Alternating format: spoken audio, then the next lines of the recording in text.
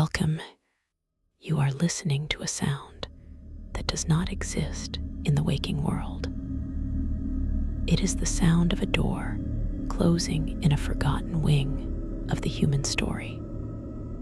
The sound of an archive vault, hermetically sealed for centuries, sighing open for the first time. The soft collapse of ash where a once ferocious truth has burned itself out. This is history's dark lullabies. We are not a channel of dates and battles, of kings and treaties. Those are the tales told in the bright halls of day. We are concerned with what stirs in the cellar of civilization, with the whispers that coil around the bedposts of time. Our subject is the shadow that history casts, the strange, the unexplained, the macabre, and the profoundly unsettling truths that linger just outside the spotlight of your textbook. Think of this as an archive of unease, a curated collection of narratives that were too quiet, too bizarre, or too frightening to make the official record. Here, we will exhume the peculiar deaths, the vanished civilizations that left only questions in the dust, the plagues that changed not just populations, but the very soul of the societies they ravaged. We will listen to the ghost languages spoken by no one, and walk the ruins of places that were cursed before the first stone was laid. These are the stories that were hummed in the dark to restless children of empires. They are the lullabies, not of comfort, but of a deeper, more fascinating kind of rest. A rest that invites the mind to wander the borderlands between what we know and what we fear, between fact and the folklore that rushes in to fill the voids of understanding. My voice will be your guide through these silent galleries and echoing corridors. We will proceed slowly. We will sit with the strangeness. Our aim is not to shock, but to immerse, to understand the texture of fear across the ages, the architecture of belief in the face of the inexplicable, and the haunting beauty that can be found in humanity's most solemn and bizarre rituals. So settle in. Let the day concerns dissolve. Dim the lights of the present. We are going on a long journey backward and downward into the deep places where history sleeps, and sometimes where it is only pretending to. This is history's dark lullabies. The past never sleeps. It only waits. We begin in the quiet that follows the last breath. Across the chasms of time and culture, humanity has been united by one immutable truth. The body, that vessel of life, becomes a problem to be solved. But what a breathtaking spectrum of solutions we have devised. Far from mere disposal, these rituals are profound conversations with mortality itself. Stark poems written in bone and ash, desperate acts of love, fear, and metaphysical engineering. They are not merely about the dead. They are desperate, intricate maps drawn by the living, attempting to navigate the terrifying, uncharted geography of absence.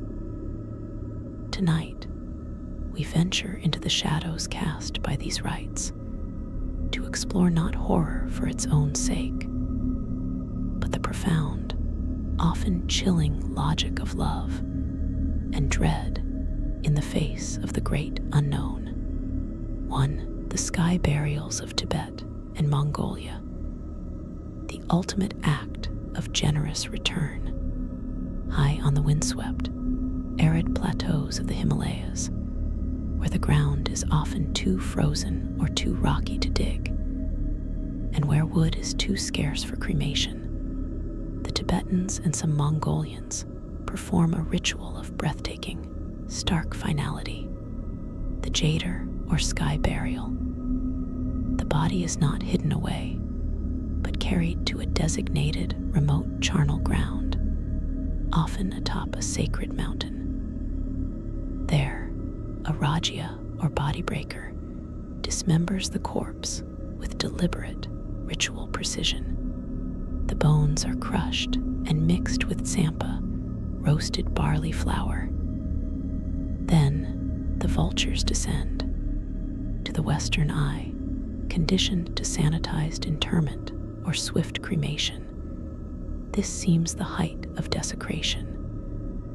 But within the framework of Vajrayana Buddhism, it is the ultimate act of dana, or selfless giving. The body, now an empty shell, is offered back to the cycle of life in its most direct and generous form. It is a final act of charity to the hungry birds, a practical recycling of matter, and a powerful lesson in non-attachment. The soul has departed. What remains is mere clay to be of use. The swift consumption by vultures is seen as auspicious, a sign of a life well lived. The haunting beauty, the macabre poetry of this ritual lies in its brutal ecological honesty. It acknowledges our animal nature in the most unflinching way. We are, in the end, sustenance. It strips death of all romantic ornament and presents it as a physical transaction with the living world, a transaction performed not with horror, but with a sacred, solemn practicality. It is a ritual that stares directly into the abyss of decay and sees not nihilism, but a sacred loop of reciprocity between the human and the natural world, with the vulture as the priest and the bare rock as the altar. 2. The mummification of the Anga of Papua New Guinea, keeping death in the living room. In the remote highland villages of the Anga people in Papua New Guinea, until recent decades, a profoundly intimate and visceral practice was carried out. Rather than burying their dead, they smoked them. The body of an important male elder or a revered ancestor would be subjected to a complex process of mummification. It was placed on a wooden rack over a smoldering, smoky fire in a special hut. Over weeks and months, the constant, low heat and the antiseptic properties of the smoke would slowly dehydrate the tissues, curing the body like meat, arresting decomposition. The internal organs were often removed to aid the process. The result was a shrunken, darkened, leathery effigy of the person, known as a smoked body. The mummy, once prepared, was not interred. It was brought into the men's house, the communal heart of the village. It was seated, dressed, and cared for. It was present for discussions, for ceremonies. In some accounts, it was even fed. The unsettling, intimate genius of this ritual is its radical defiance of disappearance. It seeks to halt the terrible vanishing act of death, to keep the physical presence of the ancestor available. Corpse becomes a revered, if terrifying, talisman, a conduit to the spiritual world, and a constant, tangible reminder of lineage and law. The horror of decay is replaced by the uncanny stillness of preservation. The dead man remains a member of the community, a silent witness and a perpetual guardian. This ritual speaks to a human need so powerful it overrides the instinctive revulsion of the corpse, the need to not let go, to maintain a physical tether to the loved and feared ancestor. The mummy is a bridge between worlds, its empty eyes a constant, watchful presence in the very space of the living, a daily, macabre lesson that the past is never truly buried, but can be seated right beside you, smelling of smoke and time. 3. The Famidihana of Madagascar, the turning of the bones. In the highlands of Madagascar, the Merina and other ethnic groups practice a ritual that is the antithesis of quiet, eternal rest, the Famidihana, or the turning of the bones. This is a secondary burial, a joyous, raucous family reunion where the dead are the guests of honor. Every 5 to 7 years, families gather at the ancestral tomb, often a large, house-like structure. The wrappings of specific ancestors are carefully removed from their niches. The desiccated, skeletal remains are lifted out, sprayed with perfume or wine, and lovingly rewrapped in fresh, fine lambas, silken shrouds. Then the celebration begins. The bundles containing the ancestors are carried above the heads of the dancing, cheering family. Music plays, feasts are held, and news of the family, births, marriages, successes, is shouted directly to the corpses. They are told the latest gossip, shown the new grandchildren. They are danced with, embraced, and celebrated. After hours or days of this vibrant communion, they are returned to the tomb, facing a new direction, to rest until the next turning. The macabre, transformative power of the Famidihana is its radical redefinition of death as a process, not an event. The ancestor is not gone, they are sleeping, and must be periodically roused, updated, and shown they are remembered.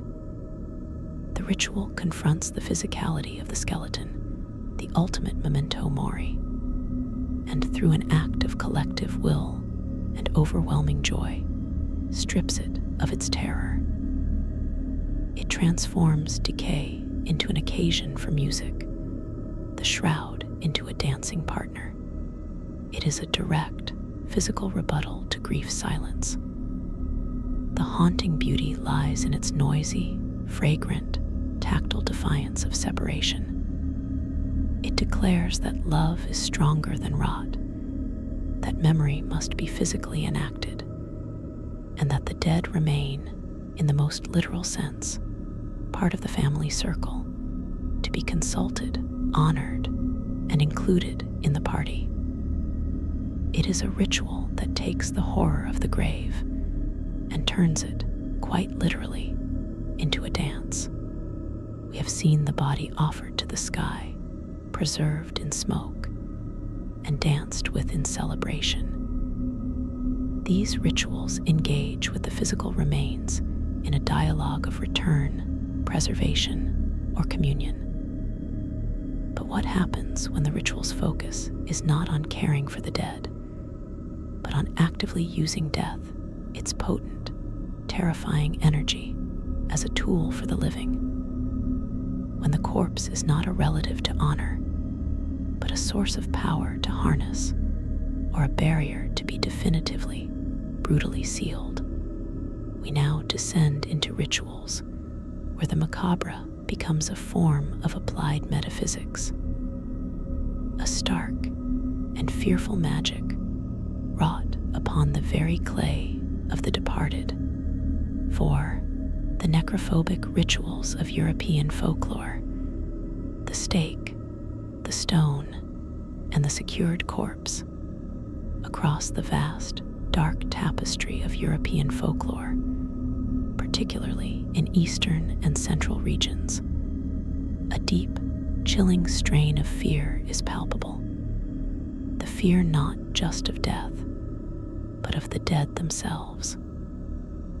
This was not a fear of memory, but a visceral terror of the corpse reanimating, rising from its grave to plague the living. This belief gave birth not to gentle send-offs, but to a grim, preventative archaeology, a series of necrophobic, death-fearing rituals designed to secure the corpse, to pin it irrevocably to the earth. We are speaking of the practices aimed at suspected vampires, revenants, and the undead. The logic was terrifyingly concrete. Certain individuals were deemed at high risk of returning: suicides, murderers, witches, the unbaptized, those who died of violent or sudden death, or those who lived a particularly wicked life. For these, burial was not enough. The ritual began at the moment of death, with the sealing of windows so the soul couldn't re-enter, and the placing of coins or stones in the mouth, perhaps as a ferryman's payment, but also as a physical impediment. The body might be buried face down, so that if it tried to dig its way out, it would merely go deeper into the earth. But the most potent acts were post-interment. At the first sign of blight on a village, or family cattle sickness, unexplained deaths, the suspected grave would be opened. What the searchers expected to find was not decay, but a corpse bloated with fresh blood, lips red, hair and nails seemingly grown. This was the evidence. The counter-rituals were brutal, surgical, and symbolic. The most famous is the stake through the heart, but not just any stake. It was often of ash, hawthorn, or oak, driven in a single blow to pin the body to the coffin's earth. But this was only part of it. The head might be severed and placed between the legs.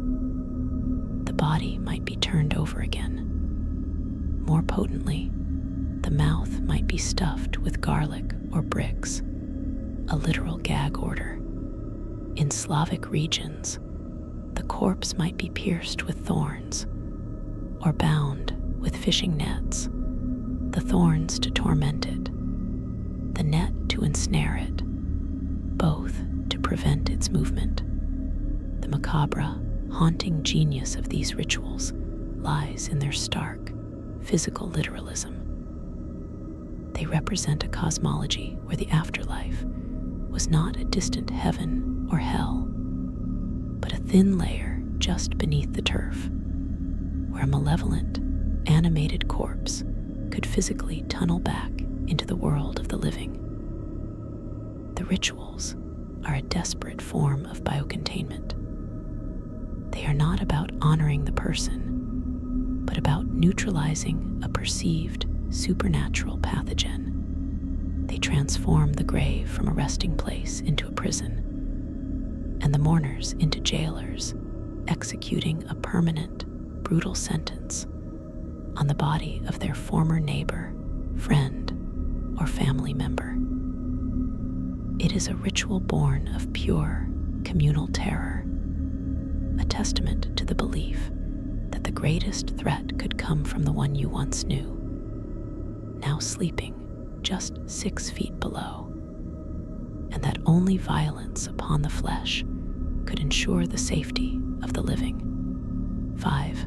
The endo-cannibalism of the four people and the wary, the consuming grief. In the dense highlands of Papua New Guinea, the four people practiced, until the mid-20th century, a ritual that stands as one of the most intimate, and to outsiders, most challenging of all mortuary practices: endocannibalism. Following a death, close female relatives mothers, sisters, wives, would prepare and consume the cooked flesh of the deceased. This was not an act of hunger, but an act of profound, devastating love and grief. The body was not seen as mere meat, but as the literal vessel of the person's spirit and vital essence, their koroa. To allow that essence to rot in the ground or be eaten by worms was an act of profound disrespect and loss. By consuming the flesh, particularly the brain and internal organs, the mourners believed they were taking the loved one's strength, their memories, their very being into themselves, preserving them within the living community of kin. The ritual was meticulously structured. Men butchered the body with bamboo knives, while women handled the cooking and consumption in a segregated, sacred space. The act was accompanied by loud, ritual wailing, a public performance of sorrow that stood in stark contrast to the silent, private ingestion. The macabre, profound horror of this practice is inextricably linked to its tragic consequence: the spread of kuru, a fatal neurodegenerative prion disease akin to Creutzfeldt-Jakob disease. The prions, concentrated in neural tissue, were passed from the dead to the living, particularly to women and children, creating epidemic waves of laughter then tremor then death that devastated communities. Science would later solve the horrifying puzzle, but for the four, the ritual's logic was unimpeachable. To truly honor and keep your dead, you must make them a part of you, literally and irrevocably. A parallel yet philosophically distinct practice was found among the wary people of the Amazon. They too practiced endocannibalism, but with a different emphasis: not preservation, but radical transformation. For the wary, the corpse was a dangerous, polluted object, a source of overwhelming grief, siksip, that could paralyze and sicken the living. The sight of the decaying body of a loved one was psychologically toxic. Their solution was to completely obliterate the physical form through consumption. Roasted and eaten by a final relatives, in-laws, not direct kin, the body was transformed. The polluted corpse ceased to exist. What was consumed became, in their cosmology, no longer human flesh, but mere meat, like that of a respected animal. The spirit was released to become a true ancestor, and the crushing, visible reminder of loss was annihilated. The grief was, in a sense, eaten and digested. The unsettling power of these rituals lies in their absolute extremity of intimacy. They represent the final frontier of keeping someone with you. It is the ultimate rejection of the separation imposed by death. A refusal so completed chooses to bridge the gap through the most primal of biological acts: ingestion. It confronts the ultimate taboo not with horror, but with a logic of sacred duty, whether to internalize a loved one's essence or to annihilate the painful shell they left behind. These practices stare into the abyss of loss and propose a terrifying, visceral solution. If you cannot follow them, and you cannot bear to let them go, then the only path left is to take them in, to make their substance your own, and in doing so, wage a devastating, literal war against the finality of the grave. 6. the royal funerary sacrifices of and Dahomey, the palace that accompanies the king. In the glittering, brutal cradle of civilization, death was not a diminishment of power, but its ultimate expression and test. The 3rd millennium BCE royal cemetery of in Sumer provides one of archaeology's most breathtakingly grim spectacles, the Great Death Pit. Here, Queen Puabi, or Shubed, was interred not alone, but at the center of a meticulously orchestrated tableau of death. Her ornate chamber held her body, adorned in gold, carnelian, and lapis lazuli, but the horror and the majesty lay in the adjacent pit, where a retinue of some 75 individuals, soldiers, handmaidens, musicians, charioteers, even oxen with their drivers, lay in ordered rows. Analysis suggests they were not slain violently in the pit, but walked down into it voluntarily, drank a sedative or poison, and lay down to die in their finery, ready to serve their monarch in the afterlife. This was not murder in a frenzy, but a cold, sacred protocol. The logic was one of bureaucratic continuity. The king or queen was a divine pivot point between heaven and earth. Their function could not cease. Therefore, their entire court, the administrators of their power, must make the transition with them to ensure the institution of kingship arrived intact in the netherworld. The macabre, chilling genius of this practice is its profound, institutional narcissism. It envisions the afterlife not as a spiritual realm of souls, but as a direct extension of the royal palace, requiring the same staff.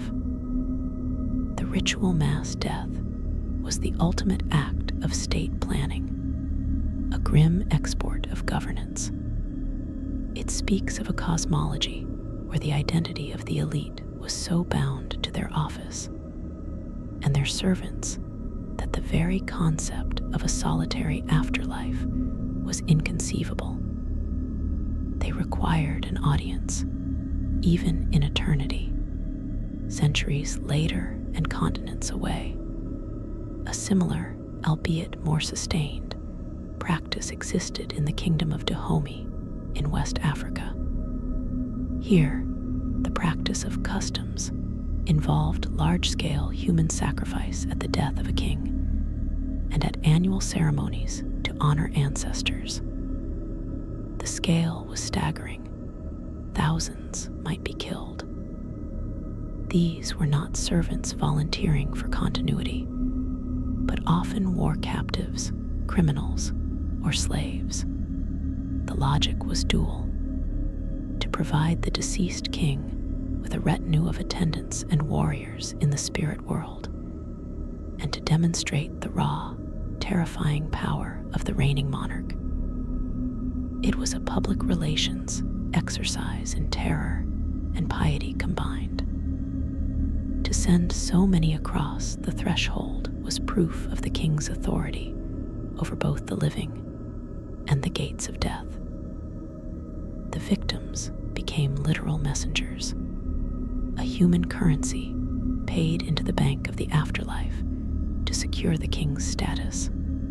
This ritual transforms death from a personal event into a tool of statecraft and psychological warfare, building the kingdom's spiritual credit through an economy of blood, and reminding every subject through spectacular, sanctioned slaughter that the king's power did not end at the grave, it was funded by it.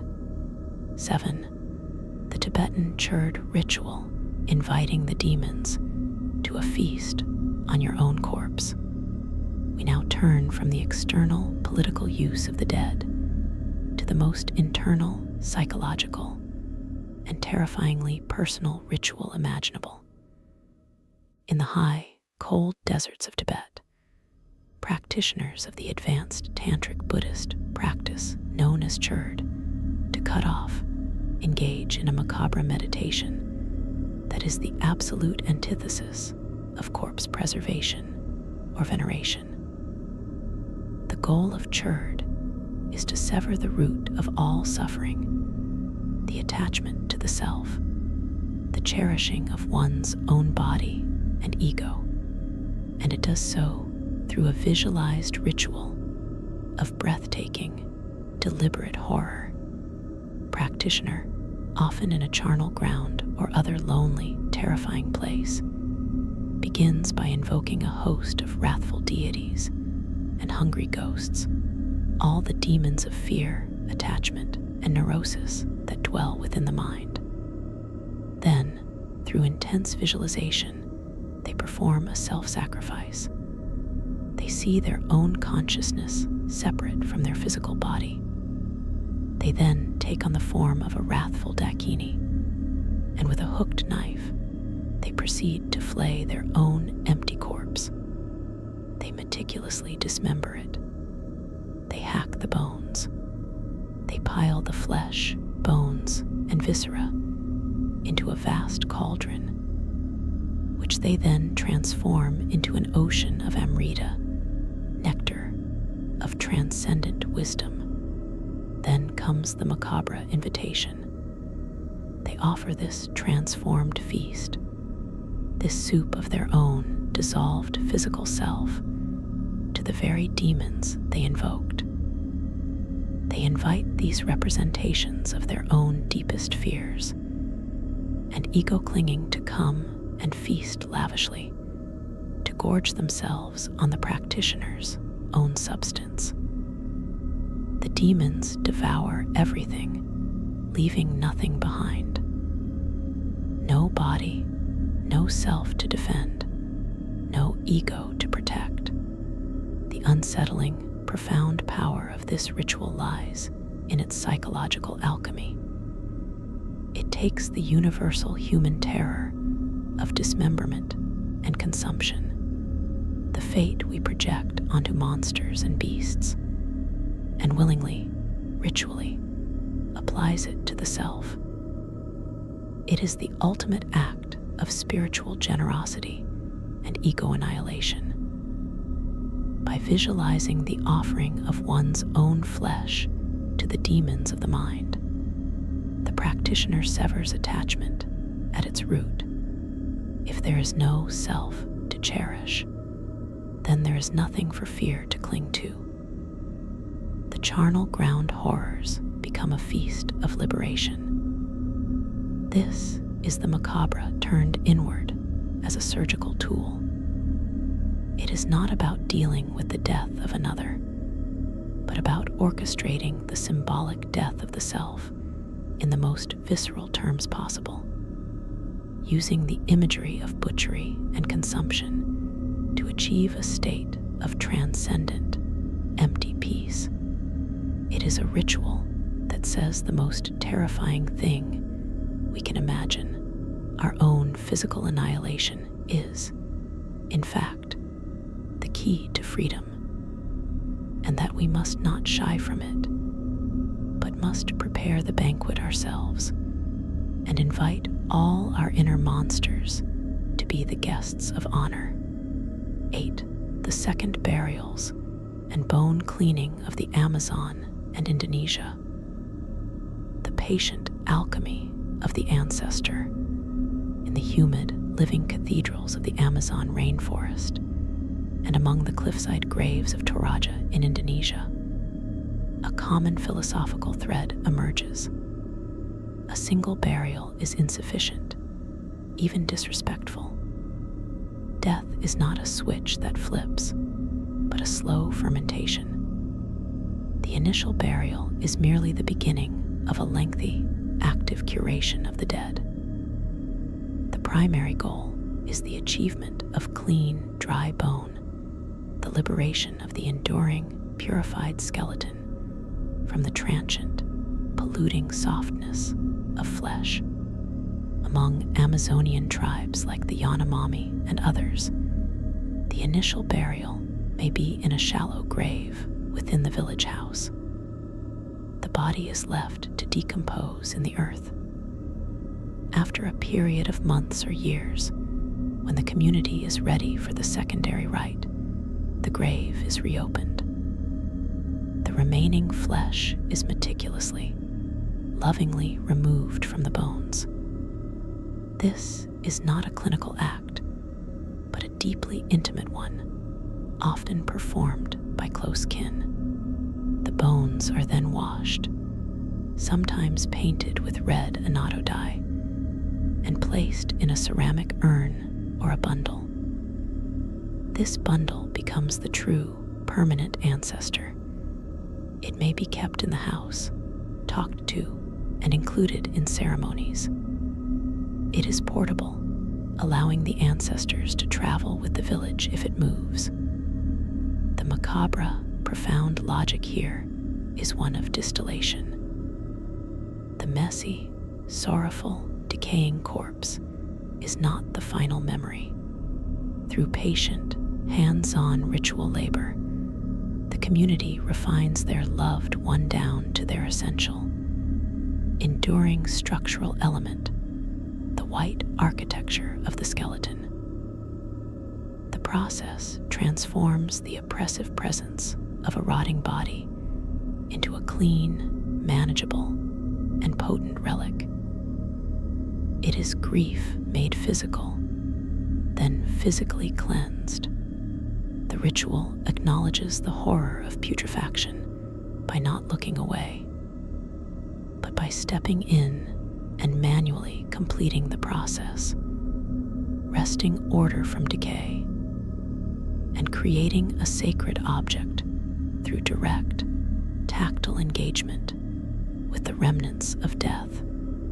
In Toraja, Indonesia, this process is elevated to a monumental public spectacle. Here, a dead person is referred to as Temacula, the sick one, and is kept in the family home, treated as if asleep, fed, and spoken to for months or even years, while the family amasses the resources for a proper rambu salak, or smoke descending funeral. This funeral is a vast, complex series of rituals involving the sacrifice of dozens, even hundreds, of buffalo and pigs. Only after this can the body, often remarkably preserved through local methods, be placed in its final resting place, a niche carved high in a limestone cliff face, guarded by lifelike Tau effigies. But even this is not the end. Every few years, in a ritual called manning, the ceremony of cleaning corpses, the families retrieve the bodies of their ancestors. The corpses, now desiccated, are unwrapped, cleaned of dust and insect nests, dressed in fresh clothing, and walked around the village. They are given cigarettes, posed for photographs, and wept over anew. The haunting power of these secondary burial practices lies in their defiance of finality. They create an active, ongoing relationship with the physical remains. Death becomes a long conversation, not a sudden goodbye. The macabre element, the handling of semi-decomposed or fully skeletonized remains, is not hidden, but is the central, sacred act of remembrance.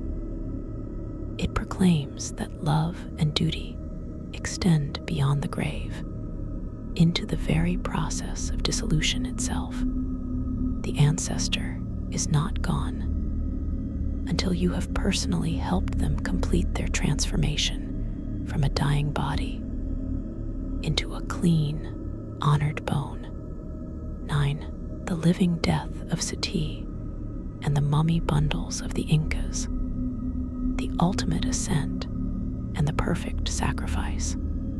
Some rituals are so total in their demand that they begin not with a corpse, but with a living person for whom the macabre ceremony is their final conscious act. Sati, or sati in India, though outlawed and now virtually extinct, remains one of the most controversial and macabre death rituals in human history.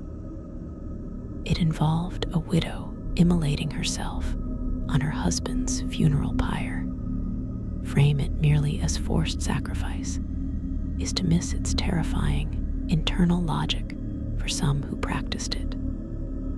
Within its orthodox framework, a woman's spiritual and social identity was wholly subsumed by her husband.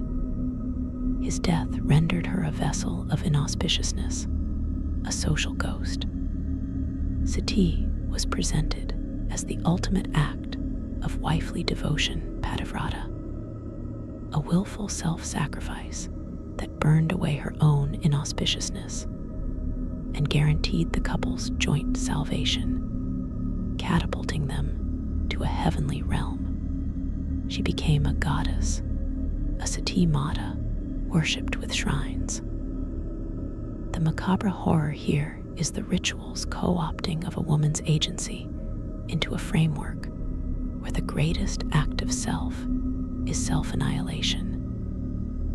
It transforms the funeral pyre from a site of disposal into a stage for a brutally public performance of piety, where the line between supreme devotion and ultimate social coercion is irreparably blurred. The widow walks, or is carried, into the flames, becoming both the chief mourner and the final living offering. Her death screamed the pinnacle of the rite's dreadful liturgy. In a different hemisphere, a similarly potent living sacrifice was made, not in flame, but in the frozen breath of the mountains. The Inca practice of Quhapac Hutcha involved the sacrifice of children and adolescents in states of perfect health and beauty. These were not slaves or captives, but often children of nobility, given as the most precious offering to the gods. The ritual culminated in a long pilgrimage, sometimes to peaks over 20,000 feet high. The child, drugged with chicha and coca leaves, would be placed in a small tomb or left exposed in a fetal position. They died from exposure, becoming frozen in time. These are the famous ice mummies, like the Maiden of Lulalaco. The logic was one of perfect reciprocity. The Inca state gave what was most valuable, unblemished, sacred human life to Inti, the sun god, or the mountain Apis, in return for stability, fertility, and order in the empire. The child, in a state of ritual purity, became a permanent, frozen ambassador to the divine, a conduit forever open. The macabre, haunting beauty of this practice lies in its serene, high-altitude tragedy. It is not a ritual of blood and terror, but of silent, cold offering. The victim, often seemingly asleep, becomes an eternal, preserved bridge between the human and the celestial. Their death not a messy end, but a state of suspended, sacred animation. A perfect symbol, frozen by the very gods they were given to please. They were not killed, but translated, their lives not taken, but ceremonially deposited in the bank of the cosmos, where they would draw interest for their people forever. 10. The catacombs and ossuaries of Europe. The democracy of bone and the architecture of memento mori. Beneath the bustling streets of Paris, Rome, Naples, and scattered across the chapels of Central Europe, lies a silent, subterranean empire of the dead. These are the catacombs and ossuaries, where the macabre was forged into a solution for urban crisis and a profound public meditation on mortality. In cities like Paris, by the late 18th century, centuries of burials in parish cemeteries, like Les Innocents, had created a horrific, toxic saturation. Bodies piled upon bodies, decomposing matter leaching into water supplies, walls bulging with the pressure of the dead. The solution was as pragmatic as it was chilling: the systematic exhumation of millions of skeletons. Their bones were transported by night to the labyrinthine, abandoned limestone quarries beneath the city. There, in a process that took years, workers sorted and stacked the remains. Femurs and skulls were arranged in neat, grim walls, forming patterns, arches, and even decorative motifs like crosses and hearts. Inscriptions read, "Arrert, c'est ici l'empire de la mort." Halt. This is the empire of death. The unsettling, collective genius of the ossuary is its radical, egalitarian anonymity and its stark, architectural poetry. It is the ultimate democracy. The bones of paupers and princes, saints and sinners, mingled indistinguishably. Individual identity is erased, subsumed into a grand, geological statement about human fate. This was not a ritual for a specific death, but a ritual for death itself. It transforms the private, intimate horror of decay into a public, civic fact, a curated museum of mortality. The catacombs are a memento mori on a metropolitan scale. They do not whisper of the afterlife. They scream the physical fact of the skeleton. By walking among these neatly ordered walls of skulls, the living were forced to confront the sheer, numerical volume of the dead, and by extension, their own future place in the assemblage. It is a ritual of sanitation that became a ritual of philosophy, using the most basic unit of human remains, the cleaned, anonymous bone, as a brick to construct a monument not to any one life, but to the universal, inexorable process that ends all life. 11. The Lingchai, death by 1,000 cuts, and the Aztec heart extraction, the ritual as cosmic fuel. We now move from the silent architecture of the long dead to the meticulously choreographed violence of the dying moment, where execution was elevated to a high art of cosmic significance. In Imperial China, from roughly 900 AD to its abolition in 1905, Lingchai was reserved for the most egregious crimes: treason, parricide, mass murder. It was not merely an execution, it was a symbolic annihilation. The condemned was bound to a frame in a public square.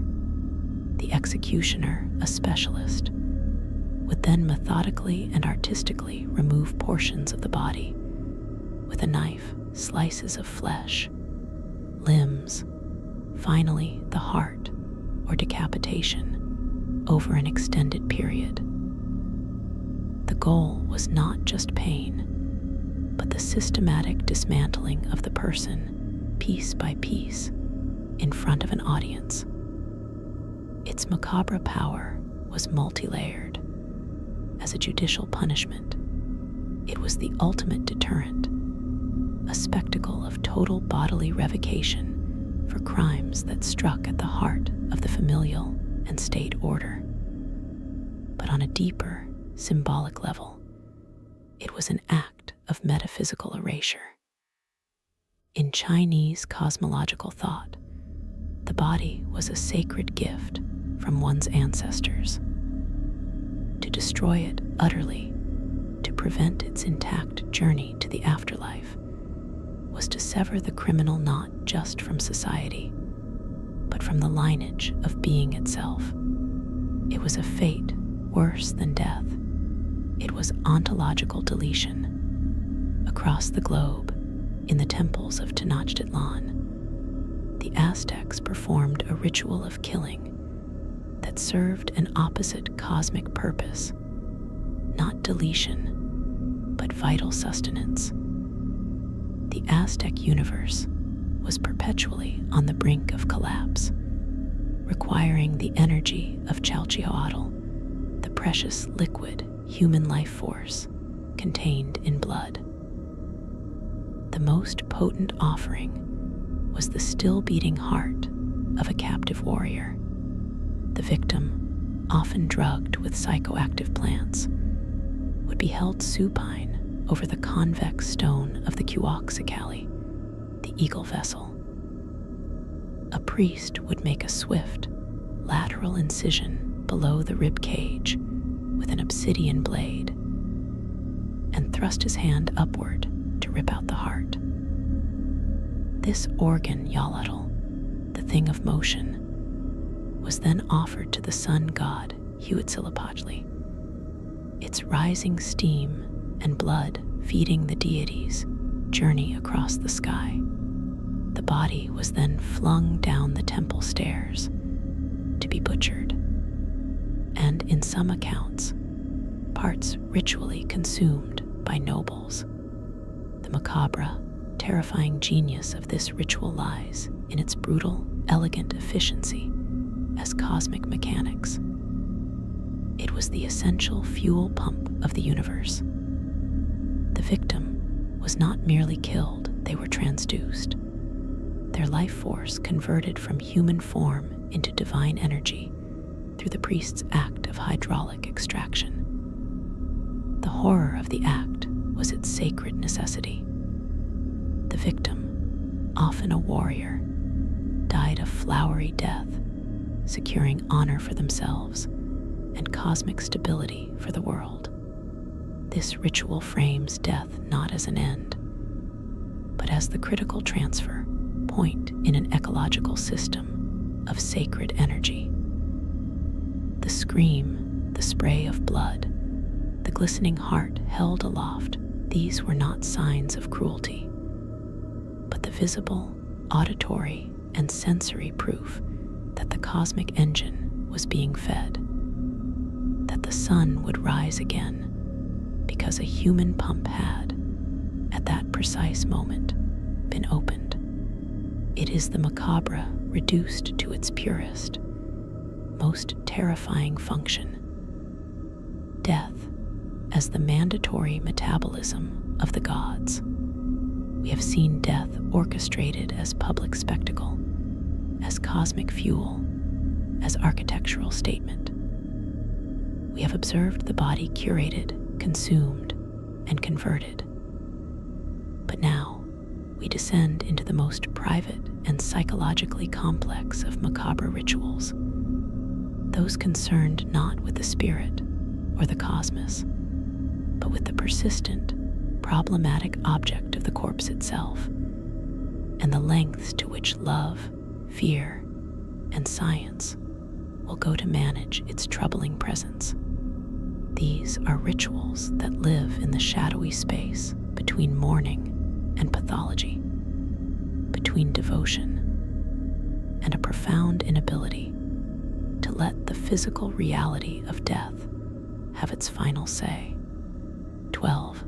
Victorian mourning rituals and post-mortem photography. The aesthetics of absence and the fiction of presence. In the 19th century, particularly in Victorian England and America, death was domesticated, sentimentalized, and woven into a complex, rigidly codified performance of grief that bordered on the fetishistic. This was the era of high water mourning, where the macabre was not shunned, but aestheticized, transformed into a darkly beautiful social language. The rituals were exhaustive. Widows entered deep mourning for a year and a day, clad in non-reflective black crepe, which rustled with the sound of sorrow itself. Jewelry was of jet or woven from the hair of the deceased. Stationery was edged in black, growing narrower as the mourner progressed through full mourning to half mourning, where grays and purples were permitted. Homes were draped in black crepe. Clocks were stopped at the moment of death. Mirrors were covered to prevent the spirit from being trapped or to ward off the haunting sight of one's own grieving face. But the most unsettling ritual was the rise of post-mortem photography. In an age before casual snapshots, the post-mortem portrait, or memento mori photo, was often the only visual record of a loved one, especially children, whose mortality rates were terrifyingly high. These were not images of corpses hidden away. They were carefully staged tableaus of the deceased, often made to look as if they were merely sleeping.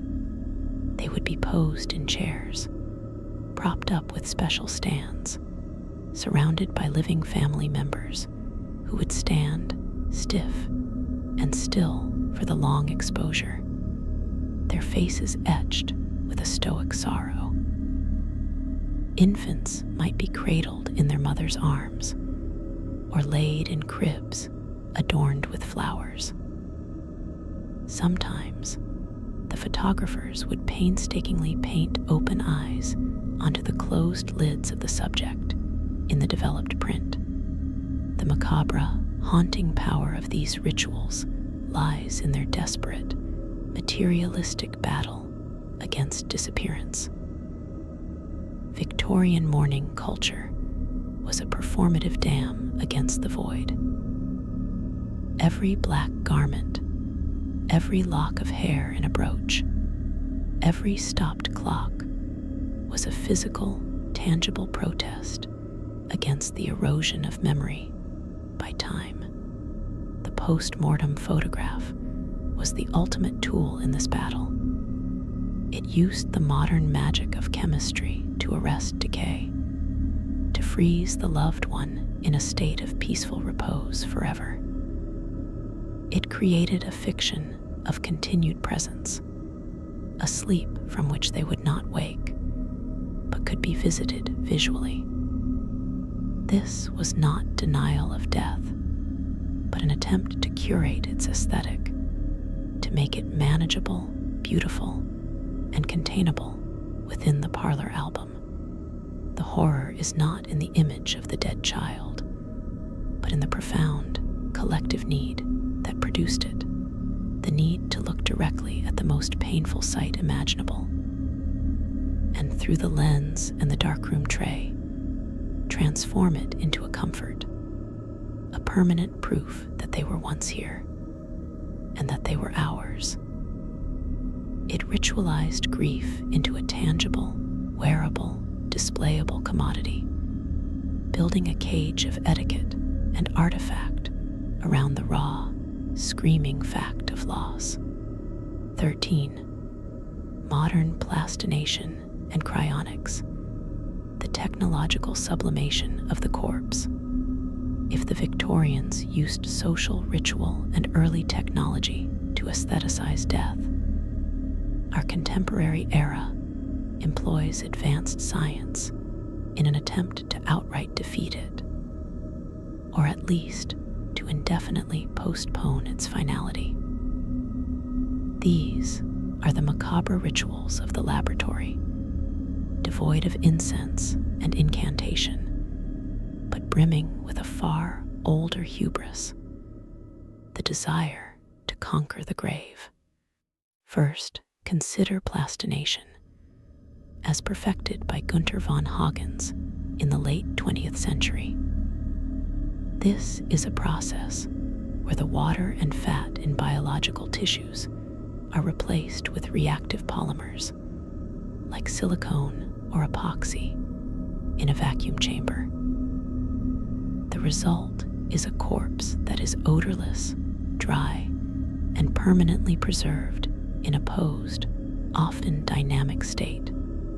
These are the bodies displayed in the Body Worlds exhibitions. The basketball player mid-dribble, the chess player contemplating his move, the flayed figure holding its own skin.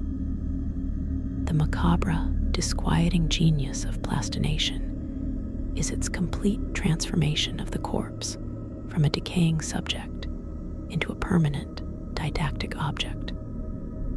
It strips death of its process and its smell.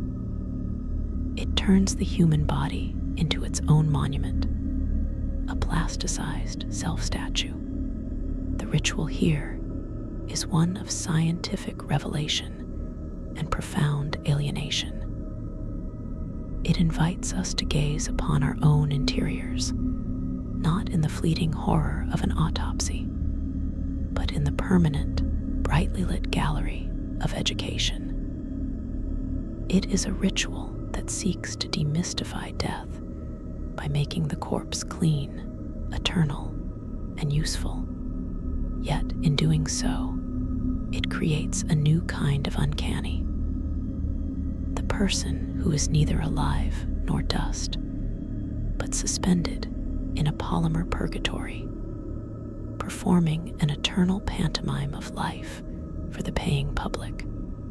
In stark contrast stands cryonics, the practice of preserving legally dead individuals at cryogenic temperatures, typically in liquid nitrogen at -196 degrees C, in the hope that future science can restore them to life, youth, and health.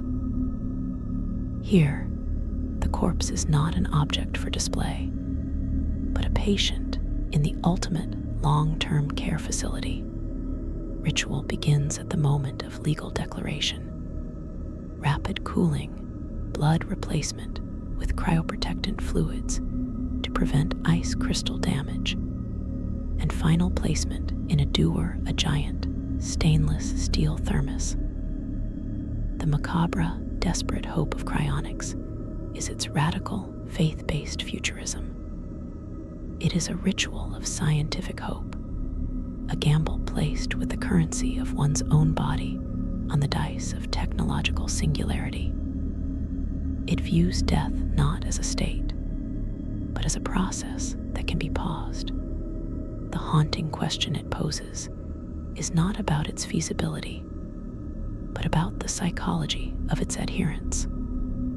It is the ultimate expression of the human refusal to accept the narrative finality of death. Now armed with the tools of biochemistry and thermodynamics, the corpse becomes a time capsule, a message in a bottle sent to the future, with the note reading, "Fix this." It is a macabre ritual because it exists in the liminal space between burial and ambulance call, treating the funeral as a mere intermission.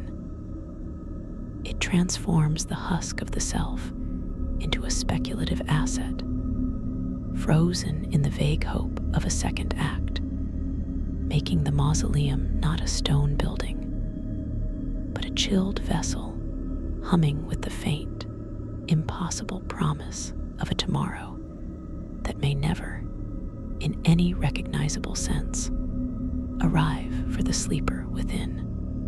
We have witnessed the corpse aestheticized, plastinated, and frozen in a bet against time. We have seen it used as fuel, as architecture, as a lesson.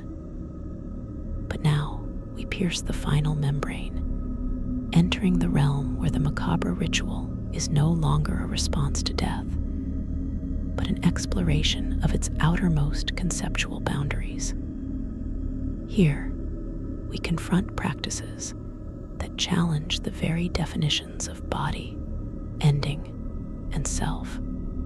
These are the rituals of the frontier, where the human engagement with mortality becomes a speculative, almost philosophical exercise conducted at the extremes of both technology and taboo. 14. The space burials and body composting, the dissolution of form across new frontiers. Humanity's relationship with the corpse has always been defined by its relationship with the element into which we deliver it. Earth, air, fire, water. The modern era, having conquered the map, now looks to new elements, the vacuum of space and the accelerated biology of the soil itself. These are not rituals of tradition, but of engineered conclusion, seeking to marry our remains with the most profound scales of existence, the cosmic and the ecological. The concept of space burial, pioneered by companies like Celestes and Elysium Space, involves launching a small, symbolic portion of cremated remains, often just a few grams, into space. Some are placed in Earth orbit, where they may circle the planet for years before re-entering the atmosphere in a final, fiery streak. Others are launched on trajectories into deep space or aimed for the lunar surface. The macabre, transcendent genius of this ritual is its literal astral projection. It takes the final, irreducible mineral essence of a person, their bone ash, and uses the might of rocket science to insert them into the celestial mythology we have always used to make sense of our smallness. This is not burial in an element, but in an idea, the idea of the infinite. The ritual transforms the deceased from an earthly memory into a literal piece of stellar matter, however minute. They become part of the cosmic background radiation, a silent traveler on trajectories measured in millions of years. It is the ultimate act of symbolic dispersal, a refusal of the grave in favor of the galaxy. The haunting beauty lies in its sublime anonymity and scale. That gram of ash, indistinguishable from any other, containing no DNA, no feature, becomes a passenger on humanity's greatest vehicles, a ghost in the machine of exploration. It is a ritual that whispers, "You are not gone, you are merely everywhere now."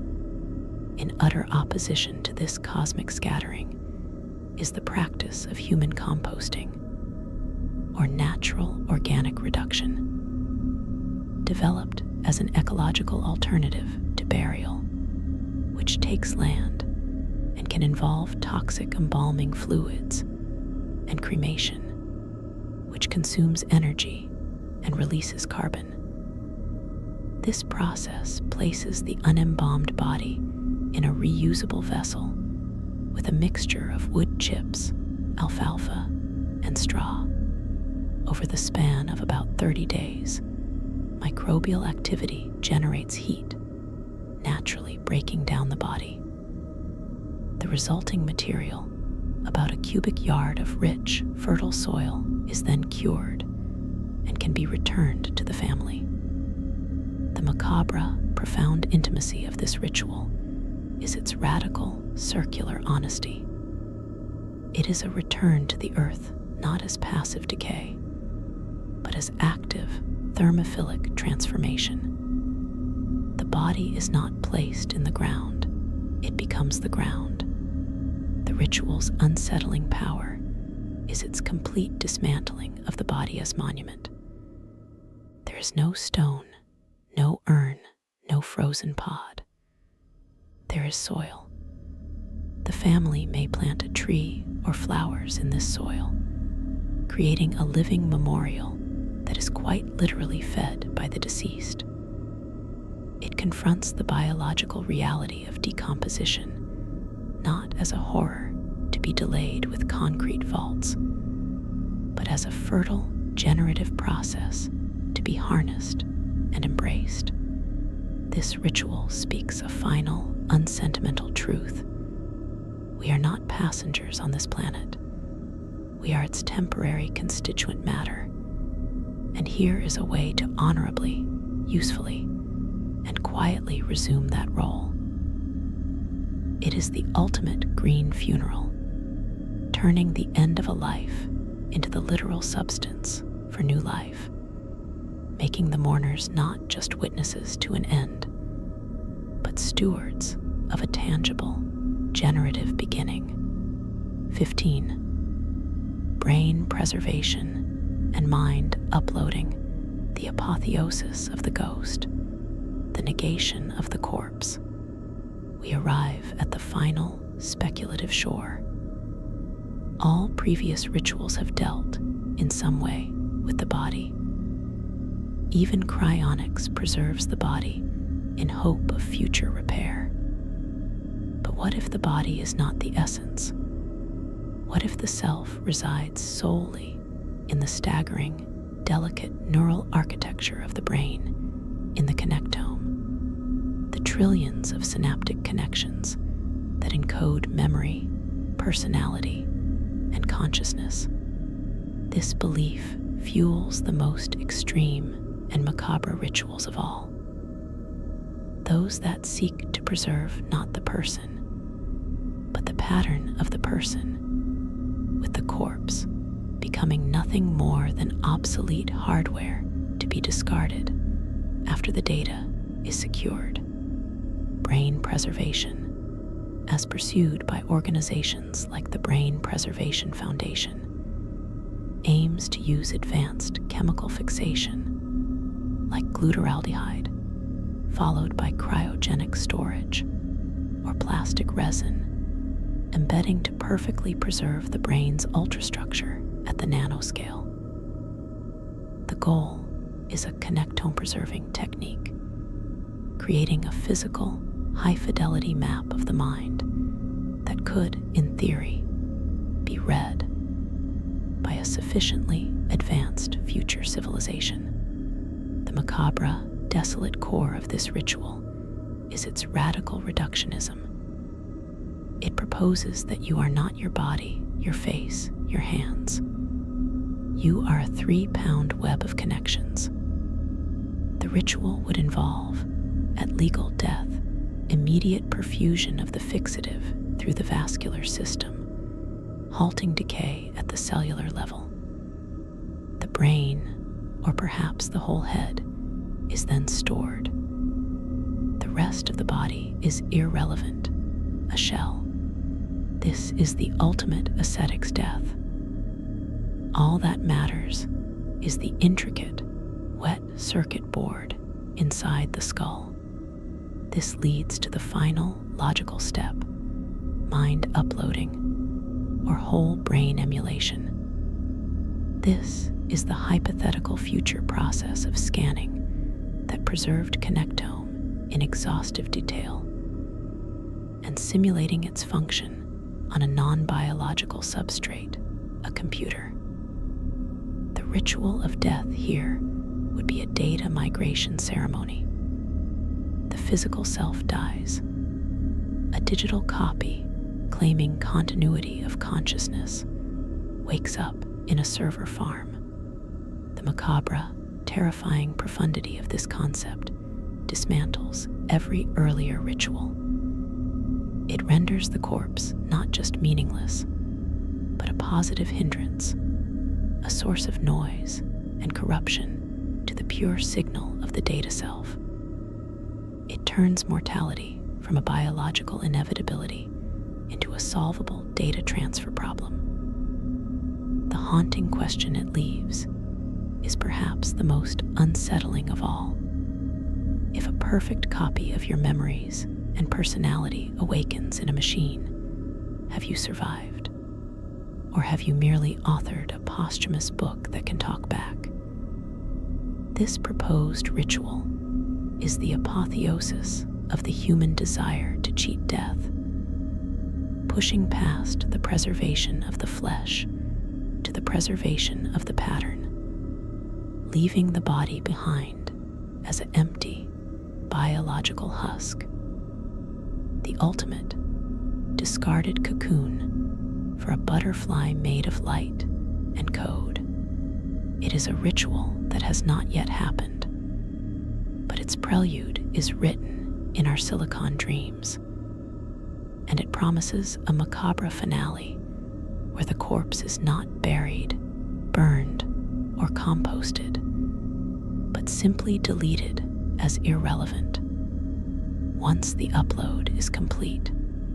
16. The bog bodies of Northern Europe, the tanning pits of the gods. Across the misty, waterlogged expanses of Northern Europe, in Denmark, Ireland, England, Germany, the peat bogs have, for centuries, yielded up their grisly, miraculous treasures, the bog bodies. These are not skeletons, but near perfectly preserved human remains, often dating from the Iron Age. Their skin is turned to leather, their features shockingly intact, their hair and fingernails still present. They are the color of old mahogany or dark tobacco. The most famous Toland man, Grobel man, Lindo man, wear expressions of eerie calm or unmistakable agony, frozen in the moment of their death over 2,000 years ago. But these are not accidental burials. They are the residue of a macabre and profoundly sacred ritual. The individuals were not casually disposed of. They were deliberately placed in watery, sphagnum moss peat bogs, often after suffering violent, ceremonial deaths. Toland man was hanged with a leather noose, then carefully laid in a sleeping position in the bog. Grobel man's throat was slit from ear to ear. Lindo man was struck on the head, garroted, and his throat cut. These were not executions of criminals, but likely sacrifices. The bogs were not graves, but altars. The unsettling, alchemical genius of this ritual lies in the unique properties of the sphagnum bog itself. The water is acidic, anaerobic, and rich in tannins. When a body is placed in it, the cold and the lack of oxygen slow bacterial decay. The tannins, like those used to cure leather, permeate and tan the skin, halting decomposition and pickling the exterior. The bones, however, often dissolve in the acid, leaving a shrunken, leathery sack of a person. The bog, then, is not a place of rest, but a vast, slow-acting chemical crucible. The ritual performed was a handing over of the sacrificial victim to this crucible. It was a gift to the gods of the wetlands, a transaction with the chaotic, fertile, and treacherous moor. The victim, through the bog's chemistry, was transformed. They were not allowed to return to dust in the normal way. They were converted into something permanent and otherworldly, a leather effigy, a warning, a message to the gods made flesh, and then tanned for eternity. The haunting power of the bog bodies is their tangible, visceral there-ness. They are not bones, not ash, not memories. They are people, wrinkled and dark, whom you could almost shake hands with. They force us to confront not an idea of sacrifice, but its specific, brutal, and strangely preserved reality.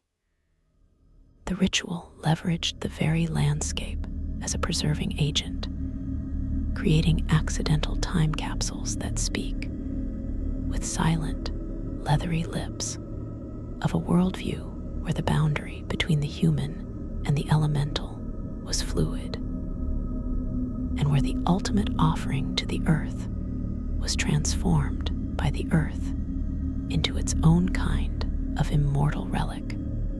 17. The self-mummification of the Sokushinbutsu, the ultimate act of asceticraft. In the remote, mountainous regions of northern Japan, particularly around Yamagata Prefecture, a sect of esoteric Buddhist monks known as the Shingon practiced, between the 11th and 19th centuries, the most extreme, prolonged, and willful death ritual ever conceived. Sokushinbutsu, the process of becoming a living Buddha in one's own body through self-mummification. This was not the mummification of a corpse.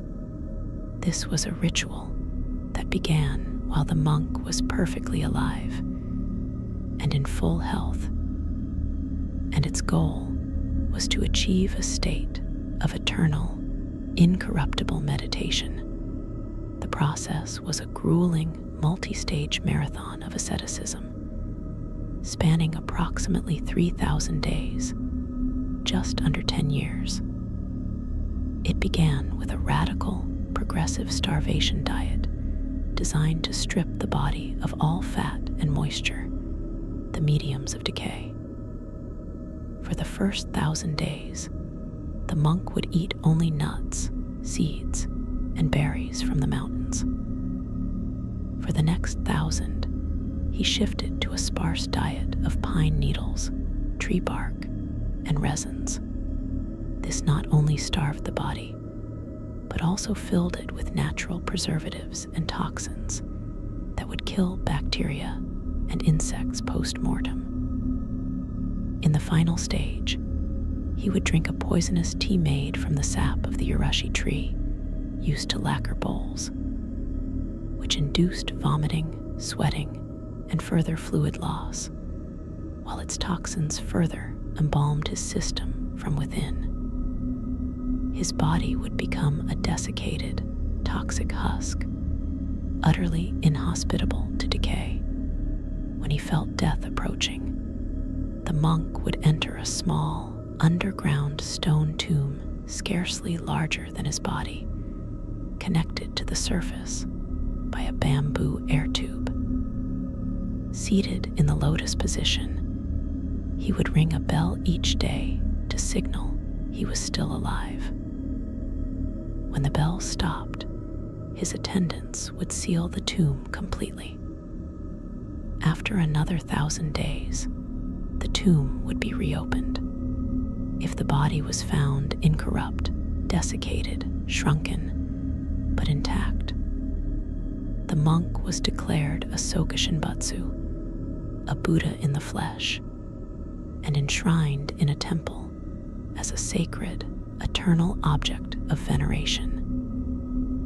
If it had decomposed, he was resealed with respect for his effort, but the ultimate goal had failed. The macabre, terrifying transcendence of this ritual lies in its total, willful inversion of life and death. The monk does not wait for death to come. He methodically, scientifically, manufactures his own mummy from the inside out, using his own dying process as the tool of preservation. Life becomes a slow suicide in the name of defeating decay. The ritual is the ultimate act of mind-over mortality, a decades-long meditation on non-attachment that culminates in the physical demonstration of that non-attachment. The transformation of the precious, ephemeral body into a permanent, sacred statue through sheer force of will and diet. The haunting power of the Sokushinbutsu is not in the gilded mummies in their glass cases, but in the unimaginable decade of suffering, discipline, and unwavering intent that produced them. It is a ritual that declares that the greatest spiritual victory is not to escape the body, but to so utterly master it that you can turn it to stone before your own consciousness leaves it, achieving a state of deathless, seated vigilance over the world forever. It is the most extreme answer ever given to the problem of the corpse. Do not bury it. Do not burn it. Become the relic yourself through the slow, meticulous art of dying. 18. The ship burials and death boats of the Norse and the Solomons. The voyage that never ends. For a seafaring people, the ultimate metaphor for the journey into the afterlife was, inevitably, a ship. The Viking Age ship burials of Scandinavia, such as the spectacular Oseberg and Gokstad burials in Norway, represent one of the most monumental and resonant death rituals ever conceived. A great longship, the pinnacle of their technological and cultural achievement, was hauled ashore or placed in a trench. Within its hull, a burial chamber was built amidships for the deceased, a high-status individual, often surrounded by staggering grave goods, weapons, tapestries, sledges, even sacrificed horses and dogs. The ship was then mounded over with earth, becoming a permanent, curvilinear hill in the landscape. The macabre, majestic logic of the ship burial is one of functional provision for an eternal journey. The Norse conception of the afterlife was not a static paradise, but a continuation of existence in other realms, Valhalla, Folkvanger, Hell. The deceased, particularly a chieftain or a queen, would need their vessel to navigate these cosmic waters. The ship was not a symbol, it was practical transportation. The grave goods were not sentimental tokens, but necessary kit. The entire ritual was an act of staggering logistical effort and economic sacrifice, all to equip the dead for the trip ahead. By burying the ship, they were effectively launching it into the underworld, creating a permanent, subterranean vessel ready to sail on dark, mythic seas. The haunting power lies in the inverted archaeology. We find these ships not in the water, but in the earth, like seeds of a journey planted in the soil, forever poised at the moment of departure. A parallel, yet even more visceral, tradition exists in the Solomon Islands and parts of Melanesia. The use of death canoes, or mortuary scaffolds. Here, the body of an important person might be placed in a dugout canoe, which is then either set adrift on the open ocean or hoisted high into the branches of a sacred tree or onto a specially built platform. The canoe's coffin speaks to a similar journeying logic, but with a different destination. The vast, unknown beyond the horizon, or the realm of the ancestors in the forest canopy. The body is left to the elements, to sun, rain, and scavenging birds. The slow, public decomposition is not hidden. It is part of the process, a visible relinquishment to nature. The eventual collapse of the scaffold or the canoe and the scattering of bones marks the final completion of the rite. This ritual's unsettling power is its stark exposition. It makes the process of dissolution a public spectacle and a geographical fact. The deceased is not placed in the landscape. They are made a feature of the landscape, a silent, decaying sentinel in the trees, or a ghost ship slowly dissolving into the horizon line. A constant, sobering memento mori for the entire community. 19. The cenotaph and the empty tomb. The architecture of absence and the politics of the unrecovered body. Not all death rituals involve a body. In fact, some of the most powerful and politically charged rituals are built explicitly around its absence. The cenotaph, from the Greek kinos taphos, empty tomb, is a monument erected to honor a person or group whose remains are elsewhere lost or unrecoverable. Its macabre genius is that it ritualizes lack. It makes architecture out of ambiguity and grief. The most famous modern example is the cenotaph in Whitehall, London. A stark, monolithic stone tomb, it commemorates the dead of the British Empire in World War I and subsequent conflicts. Millions of soldiers had no known grave, vaporized by shell fire, buried in collapsed trenches, or lying in the churned, unidentifiable mud of Flanders fields. Their families had no body to mourn, no grave to visit. The cenotaph became that grave. It is a focal point for national grief, a place where the abstract, staggering number of the dead is given a single, solemn, physical form. The ritual of Remembrance Day, with its 2 minutes of silence and the laying of wreaths, is a ritual performed at an empty tomb. Its power derives from its honesty. It does not pretend the bodies are there. It acknowledges the horror of their utter dissolution and constructs a symbolic container for that specific, agonizing kind of loss. Similarly, the tomb of the unknown soldier, found in many nations, is a ritual built around an anonymous, unidentifiable body. It is both a specific corpse and a universal symbol.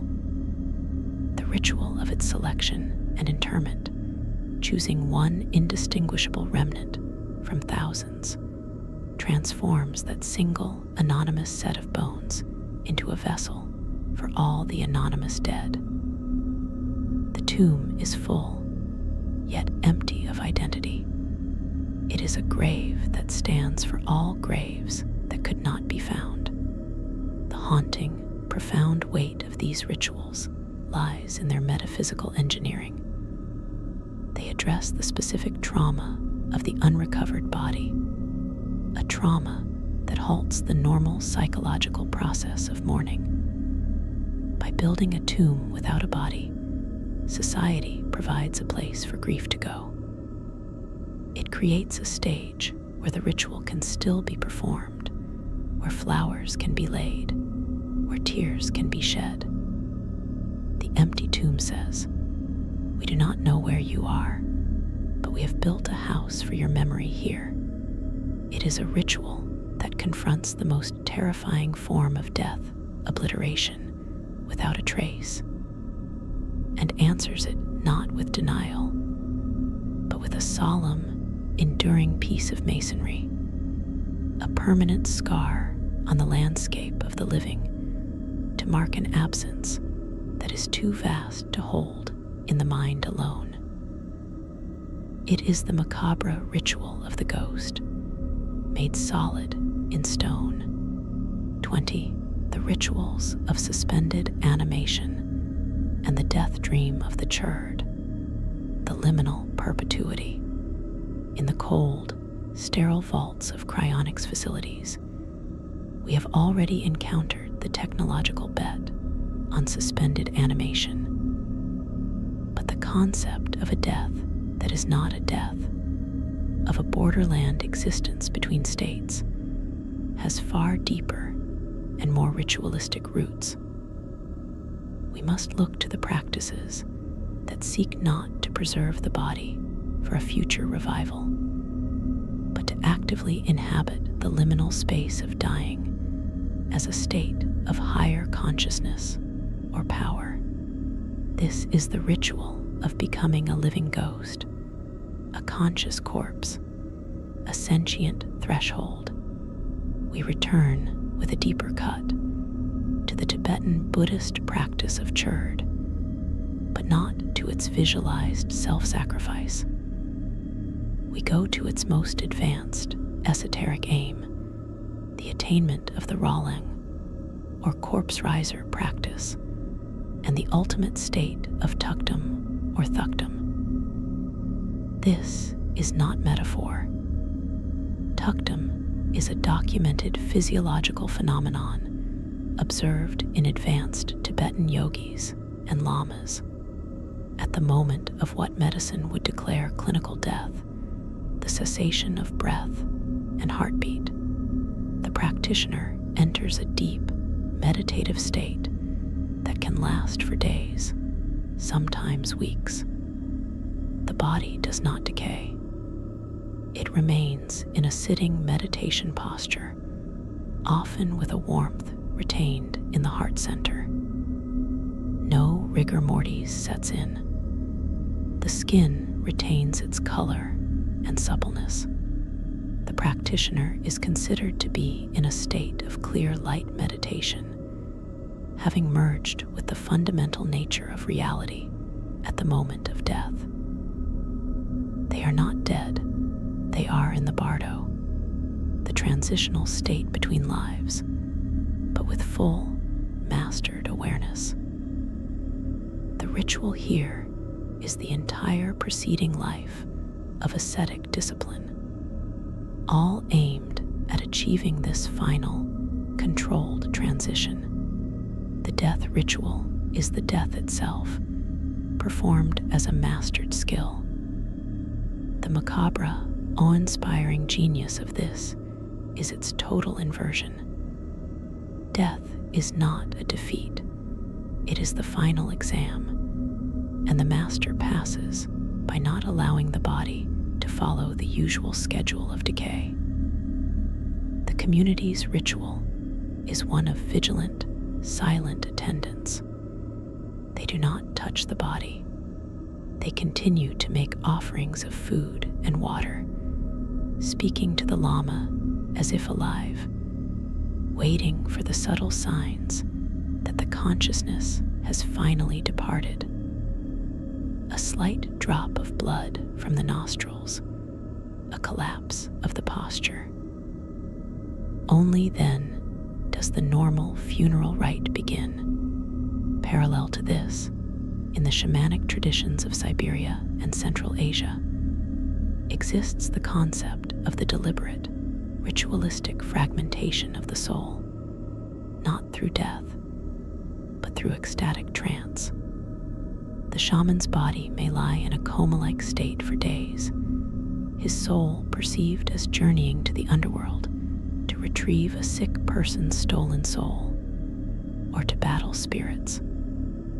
During this time, the body is treated as both a corpse and a conduit. It is vulnerable, yet powerful. This is a chosen and temporary state of ritual death. The shantam returns, often with great trauma, bearing knowledge from the land of the dead. Here, the macabre ritual is a voluntary, professional descent. The shaman's death is a tool for healing, a perilous commute between realms. The unsettling, profound power of these practices lies in their radical redefinition of the corpse. In tuktum, the corpse is not a vacant shell. It is a lit candle in a windless room, its flame invisible, but its persistent warmth proof of a light still burning in another chamber of being. It is a biological defiance of the expected narrative, a flesh and bone argument for consciousness transcending organic process. In shamanic trance death, the body is a vehicle left idling at the curb, while the driver is on urgent business elsewhere. These rituals represent the absolute frontier of the macabre. They are not about dealing with the aftermath.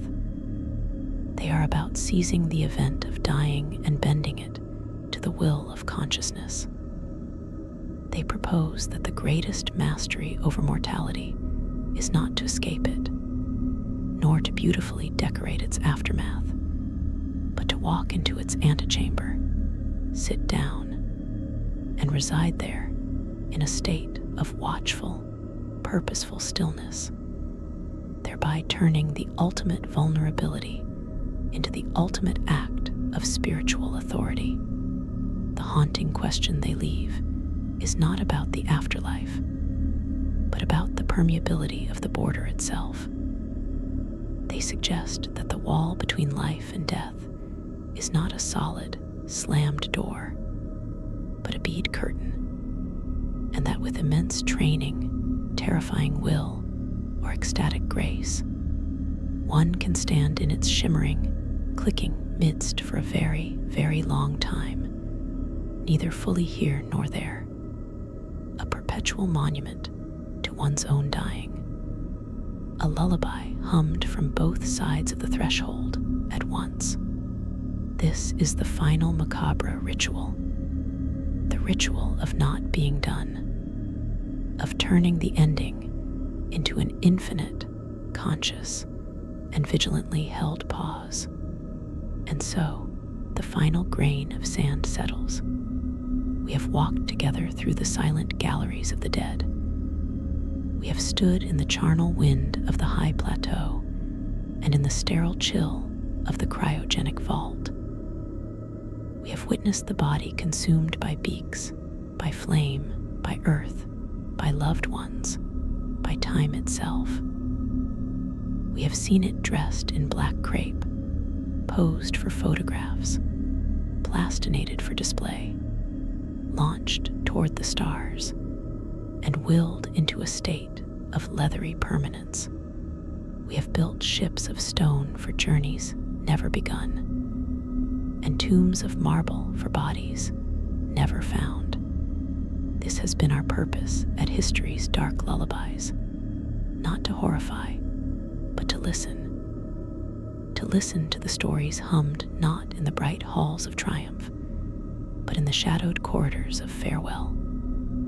These rituals, these macabre and magnificent poems etched in bone and ash, are humanity's most profound and consistent art form. They are the desperate, beautiful, terrifying syntax we have invented to parse the one sentence that has no period, only an eternal, echoing question mark. Every practice we have examined, from the sky burial to the mind upload, is, at its core, a love story. A story of love for the departed, yes, but also love for order in the face of chaos, for meaning in the face of the void, for continuity in the face of the absolute severance. The horror is merely the price of admission, the stark material we must work with. The bog body is a love letter to the gods of the marsh, written in tan skin. The Sokushinbutsu is a love letter to enlightenment, written in a decade of starvation.